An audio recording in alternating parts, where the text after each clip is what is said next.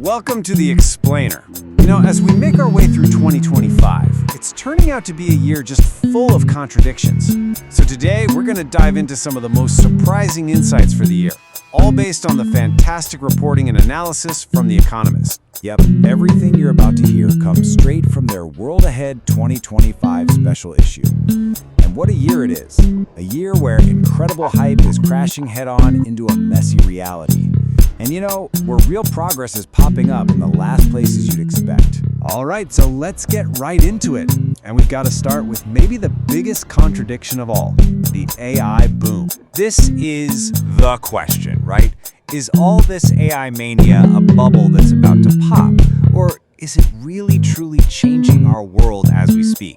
Well, the thing is, the answer seems to be kind of both. So check this out. This really gets to the heart of the AI contradiction. You've got this insane financial mania. I mean, NVIDIA's market value shot past $3 trillion. But then you look at the real world. America's Census Bureau finds that only about 5% of businesses are actually using AI in their products or services. That is a huge gap, and you have to wonder, how long can that last? You know, for all its digital magic, AI is slamming into some very real, very physical walls. Take power. The thirst for electricity is just staggering. The International Energy Agency thinks data centers could double their electricity use by 2026. We're talking about as much power as the entire country of Japan. And get this, analysts are now predicting we could literally run out of high-quality data on the internet to train these models, maybe by 2028. All of a sudden, this virtual revolution feels very, very dependent on physical stuff. And this whole theme of contradiction, well, it doesn't just stop with tech. It spills right over onto the world stage, and it's creating a really unstable environment for this year. That's a pretty heavy statement, isn't it? But according to The Economist analysis, that's the stark reality we're looking at. The core of the problem? It's a world where America's power is being stretched super thin. At the exact same time, the global threats are not just growing, but getting more and more connected. And all of that creates what The Economist calls a deterrence gap.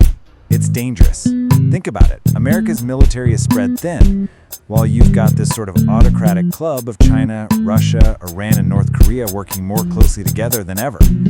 Throw in shaky alliances and a Europe that's pretty distracted by its own politics, and yeah, the world suddenly feels a whole lot less stable. Meanwhile, China's dealing with its own big paradox. Back home, its economy is really struggling. There's a property market in trouble, entrepreneurs are feeling down, and those US tech restrictions are tight. But all that pressure is actually forcing a pretty wild outcome. Chinese companies are learning to innovate with less, and they're pushing aggressively into global markets. We're seeing EV factories popping up everywhere from Hungary to Thailand. Okay, but it's not all doom and gloom. Not at all.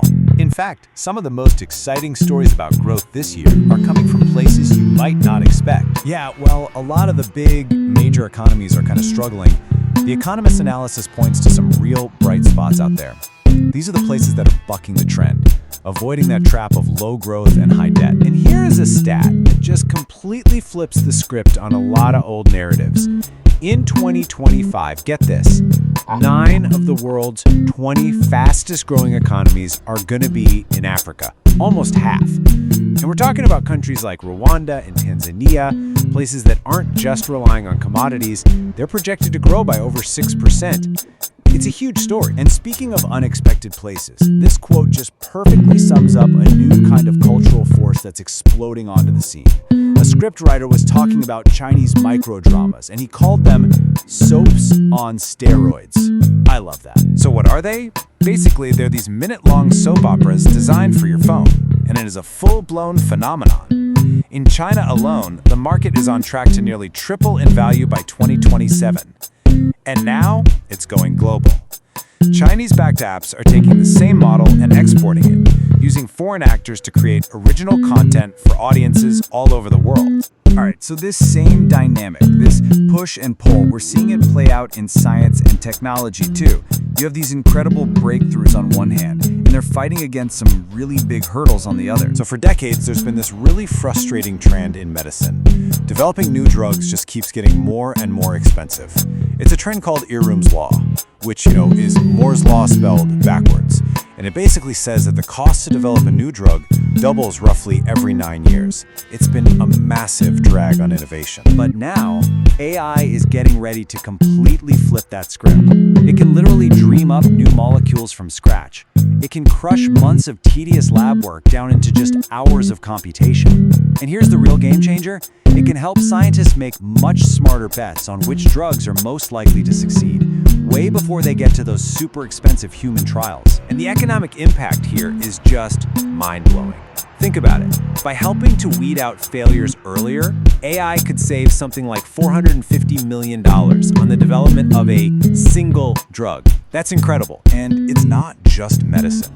The breakthroughs are happening all over. 2025 is shaping up to be a huge year for personalized cancer vaccines using that same mRNA tech. We're seeing huge leaps in grid-scale energy storage, and I'm not just talking about batteries. And yet, over in China, they might actually launch the first commercial flying taxi services. Really. Which brings us to our final point. And this might be the biggest, and honestly, the most surprising question for 2025. Have global emissions finally peaked? I mean, the UN's climate panel has been saying it for years. To keep warming within the Paris Agreement limits, global emissions have to peak by 2025.